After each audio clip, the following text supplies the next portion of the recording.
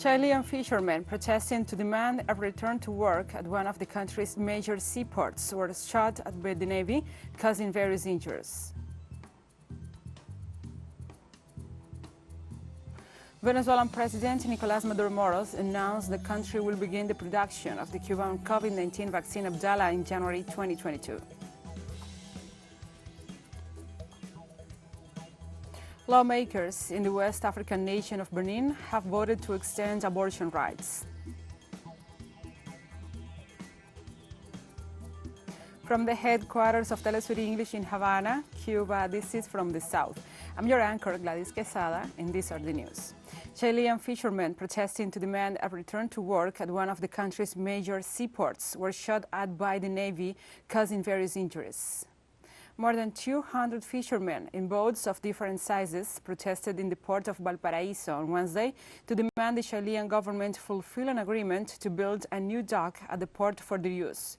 According to the lawyer, also the attorney, the workers expect to be compensated for the next 4 years during which they will be unable to work. 8 years ago, the fishermen were temporarily removed from an area of the port of Valparaiso, where they operated due to a construction work.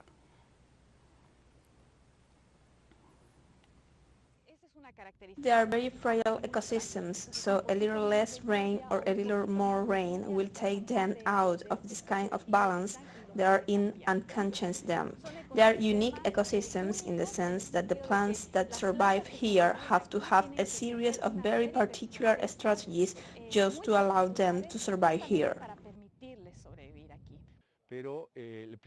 The main user of water at the moment is agriculture, food production, so in order to be able to adapt to a climate crisis scenario, we need to understand the natural processes as well.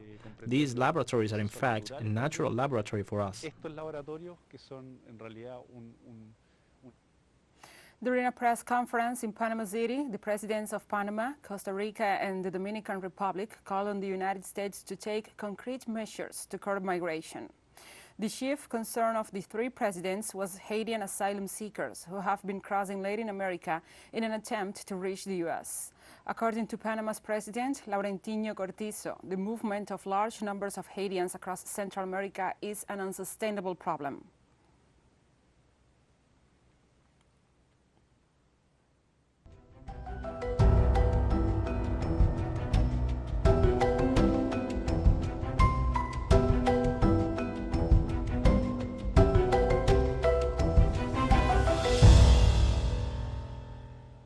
Now we address other topics, and this is good news. Chile's Atacama Desert bloom, an impressive natural phenomenon that draws tourists and scientists alike, is threatened by climate change. The Atacama Desert is the driest in the world, but every few years, at springtime, a little corner of the landscape is covered in a carpet of blooming purple and yellow flowers, a phenomenon that experts are studying to learn how plants adapt to climate change. The bloom occurs as the seeds of some 200 desert plants germinate due to heavy rainfall every 5 to 7 years. Have known since the bidding for Terminal 2 began that they were promised a port 9 years ago that still has not been built. They don't take it seriously. We are taking the fishermen here to protest because of the government's inability to plan and for removing the fishermen and taking them to a place that does not belong to them. And now they are asking for what is rightfully theirs. We will continue here until we have a solution. Unfortunately, this situation already got out of the control because there is no longer control over the bases, and unfortunately, we will have to move on to the last resort. This is an issue that has already been ignored, and unfortunately, the presidential delegate, Jorge Martinez, does not show up here. He does not take responsibility. 250,000 homes were affected by power cuts in France on Thursday due to the passage of Storm Aurora. According to local media, the natural phenomenon registered wind gusts of 176 kilometers per hour in the Normandy region, where greater weather conditions hamper vehicular traffic, forced the suspension of train services, and caused the blockage of several highways after trees and branches were downed. The first storm of the autumn this season began sweeping through northern France on Wednesday afternoon before advancing eastward. 15 departments were put on alert as the storm approached.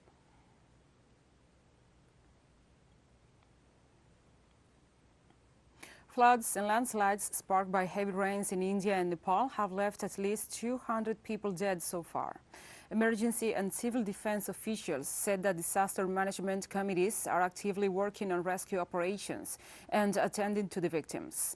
Experts know the increasingly unpredictable and extreme weather that has hit South Asia in recent years, caused by climate change and exacerbated by deforestation, damming, and excessive development.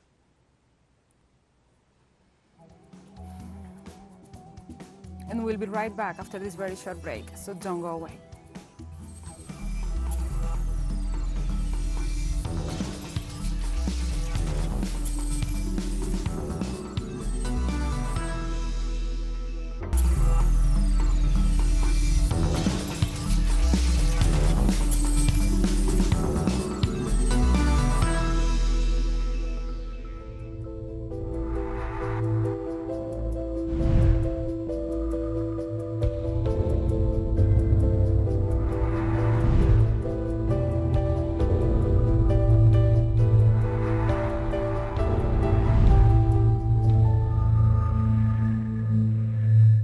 Welcome back from the south. The president of Venezuela, Nicolás Maduro Moros, announced on Thursday that the country will begin the production of the Cuban Covid-19 vaccine Abdala in January 2022, after a meeting with the Deputy Prime Minister of Cuba, Ricardo Cabrizas. In this sense, after the meeting, the Venezuelan president stressed that soon 56% of the country's population has already been immunized against COVID-19, and it is expected in December to arrive in the country 16 million doses of the Cuban immunizer Abdala to complete the vaccination scheme. We are thinking of producing the Cuban vaccine in Venezuela, and coordinations has already been made. So, in January, to be in condition. In January, with a vaccine production plant that was an investment of our commander Hugo Chavez of the world's greatest technology, already coordinated with the scientific institutions of Cuba and produce the Abdala vaccine in Venezuela. We are thinking. And we'll remain on topic. The Cuban government reported that almost 100% of the vaccinable population has already received at least one dose of the vaccines produced in the island against COVID-19. Foreign Minister Bruno Rodriguez referred to the rapid progress achieved through the national vaccination campaign, highlighting that 99.6% of the population has received at least one dose of a vaccine.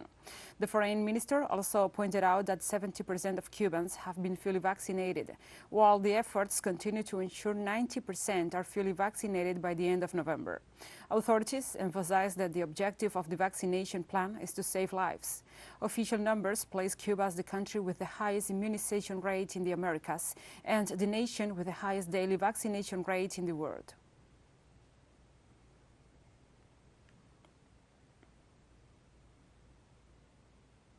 As two countries with historic ties of friendship and solidarity, 1.2 million doses of Cuban vaccines against COVID-19 arrived in Nicaragua to continue the vaccination campaign.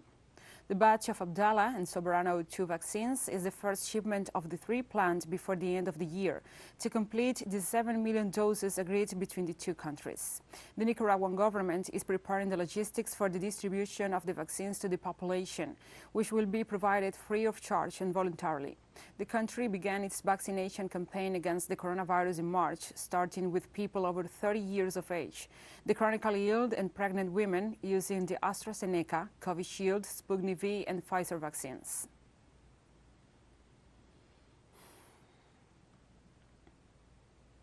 And India has now administered 1 billion doses of vaccines against COVID-19 as it fights its way back from a devastating surge in cases that brought the health system to close to collapse. Despite the progress made in the vaccination campaign, authorities remain on guard for a new pandemic wave. About 3/4 of adults in the country of 1.3 billion people have had one shot, and 30% are fully vaccinated, according to the government figures. However, hundreds of millions of Indians under 18 years old, who make up about 40% of the population, have not had a single shot. More than 200,000 people died in a devastating COVID-19 wave from mid-April to mid-June. To achieve 1 billion doses means that we have protected a large proportion of our population.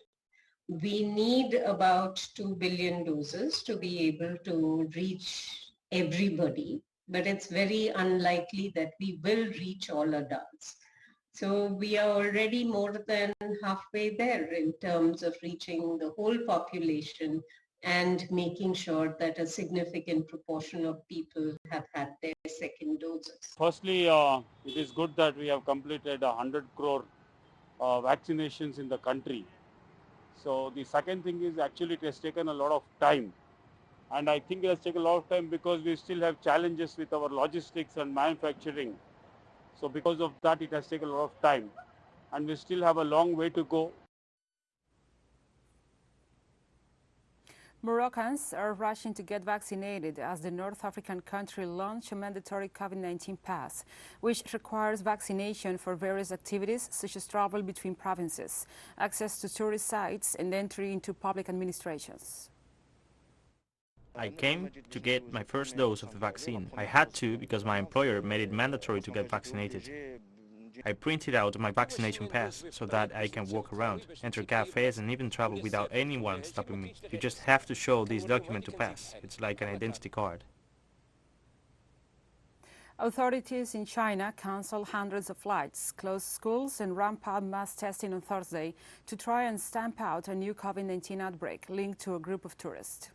Beijing has maintained a relentless zero-COVID approach with strict border closures and targeted lockdowns, which analysts note is part of the reason for its success in controlling the spread of the virus and saving lives. While domestic outbreaks have largely been eliminated, authorities logged a fifth day straight of new cases on Thursday, mostly in northern and northwestern areas, leading them up to the coronavirus controls.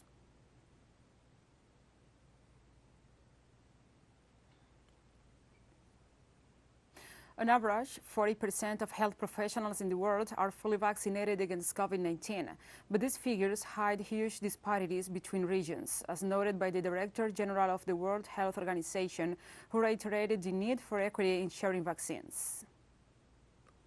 119 countries suggest that on average, 2 in 5 health and care workers globally are fully vaccinated. But of course, that average masks huge differences across regions and economic groupings. In Africa, less than 1 in 10 health workers have been fully vaccinated. Meanwhile, in most high-income countries, more than 80% of health workers are fully vaccinated. The G20 countries must fulfill their dose-sharing commitments immediately. Manufacturers must prioritize and fulfill their contracts with COVAX and AVAT as a matter of urgency. And we have more stories coming up after this final short break, so stay with us.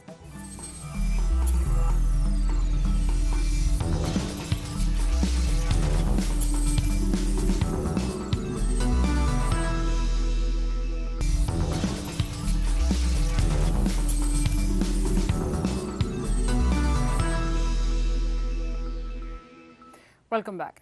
Lawmakers in the West African nation of Benin have voted to extend abortion rights. Abortions were previously authorized in the country if pausing the pregnancy threatened the life of the mother was the result of a rape of incest or when the unborn child was a particular severe affection. But after a heated debate in Parliament late on Wednesday, with some lawmakers strongly opposed to legalizing abortion further, the amendment finally passed.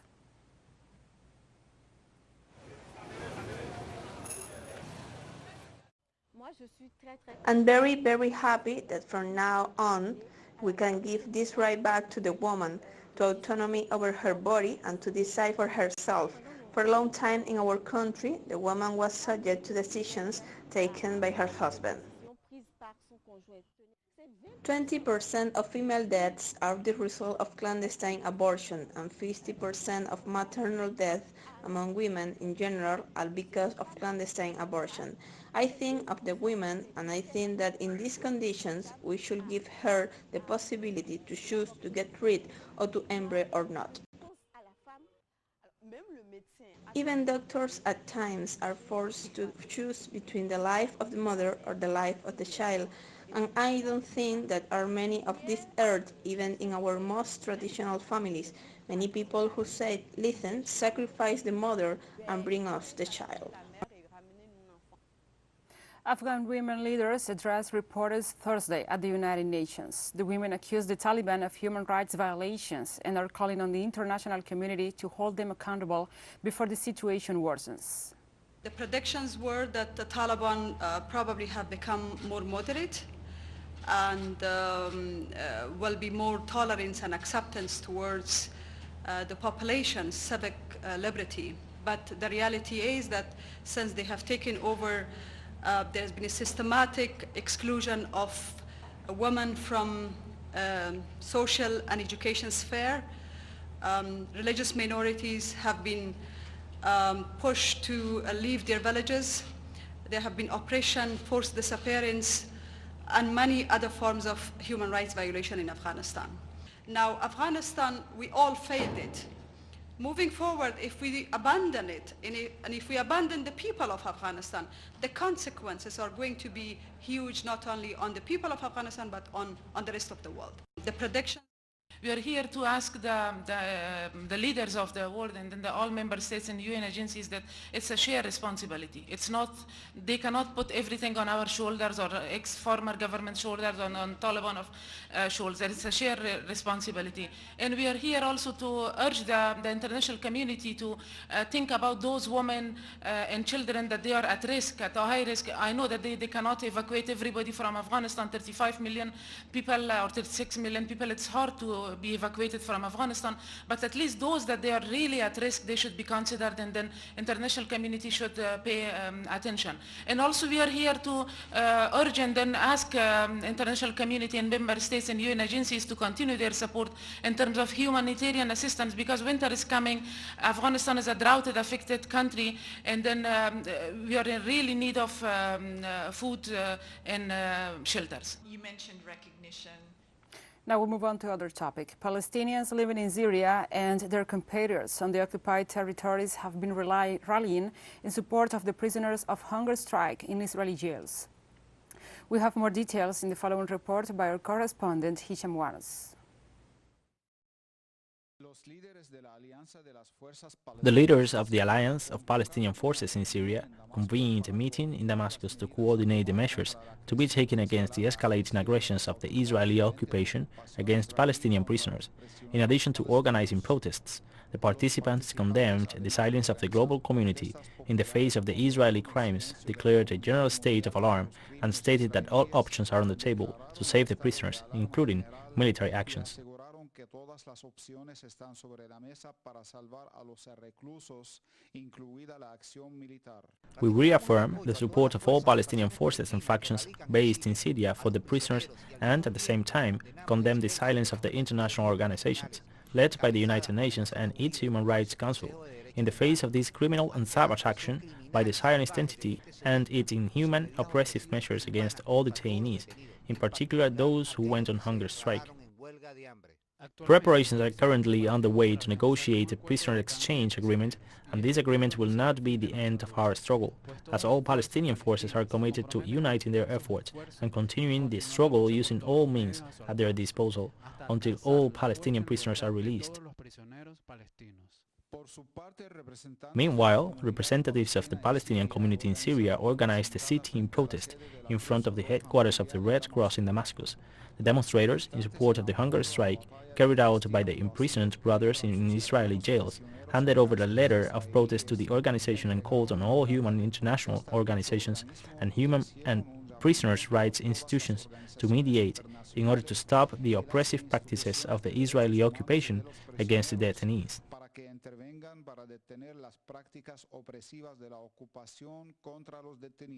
We demand that the Red Cross send an urgent medical mission to monitor the health condition of the prisoners who went on hunger strike and to keep track on the detainees isolated in prisons of the Israeli occupation.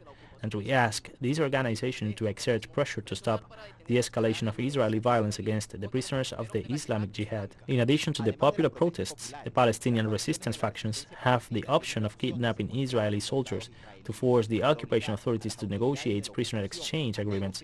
Likewise, in case they do not succeed in this way, and in case the Zionists continue with their inflexibility of not responding to the demands of the prisoners, we have other options, and that resistance will not stand idle. The Zionist occupation regime increased the repressive measures against the Palestinian prisoners. After the escape last September, the six of them from the Gilboa prison and their recent capture, an aggressive escalation in the face of which 250 detainees of the Islamic Jihad movement in Palestine have been on hunger strike for 10 days, while 7 others have been without food or liquids for almost 3 months. The prisoners, although suffering from very difficult health conditions, continue with the hunger strike through which they seek to unite the Palestinian people in the struggle for the release of the nearly 5,000 inmates suffering from harsh conditions of detention, including 41 women, 225 children, and some 600 prisoners in need of urgent medical attention. Incluidas 41 mujeres, 225 niños y unos 600 prisioneros que necesitan una intervención médica urgente. Hisham Wannous, Telesur, Oriente Medio.